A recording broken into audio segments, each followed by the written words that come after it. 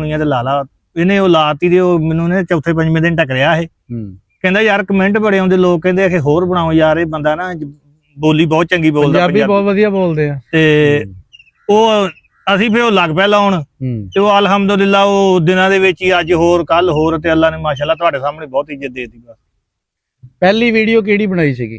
ਪਹਿਲੀ ਵੀਡੀਓ ਅਸੀਂ ਬਣਾਈ ਸੀ ਉਹ ਆਪਣਾ ਦਰੀਆਂ ਚੁੱਕਣ ਵਾਲੀ ਵੀ ਆ ਤੁਸੀਂ ਦੇਖਿਆ ਨਾ ਆਮ ਪਿੰਡਾਂ ਦੇ ਵਿੱਚ ਬੇਸੁਰੇ ਕਵਾਲੀਏ ਆ ਜਾਂਦੇ ਆ ਜੇ ਬੇਸੁਰਾ ਗਾਇਕ ਆ ਜਾਂਦਾ ਤੇ ਉਹ ਇਦਾਂ ਹੀ ਕਿਸੇ ਪਿੰਡ ਦੇ ਵਿੱਚ ਆ ਗਿਆ ਬੇਸੁਰੇ ਕਵਾਲੀਏ। ਅੱਛਾ। ਤੇ ਉਹ ਆਣ ਕੇ ਕਵਾਲੀ ਕਰਨ ਲੱਗ ਪਿਆ ਤੇ ਉਹ ਲੋਕ ਨਾ ਉੱਠ ਉੱਠ ਕੇ ਤੁਰੇ ਜਾਣ ਤੇ ਇੱਕ ਬੈਠਾ ਨਾ ਐ ਸਿਰ ਹਿਲਾਈ ਜਾਵੇ ਉਹ ਇਕੱਲਾ ਹੀ ਰਹਿ ਗਿਆ ਤੇ ਉਹ ਕਵਾਲੀਏ ਉਹਨੂੰ ਪੁੱਛਣ ਲੱਗੇ ਵੀ ਸਾਰੇ ਤੇ ਉੱਠ ਕੇ ਚੱਲ ਗਏ ਆ ਤੇ ਉਹਨਾਂ ਨੂੰ ਸਾਡੀ ਸਮਝ ਨਹੀਂ ਆਈ ਤੈਨੂੰ ਕੋਈ ਜ਼ਿਆਦਾ ਸਮਝ ਆਈ?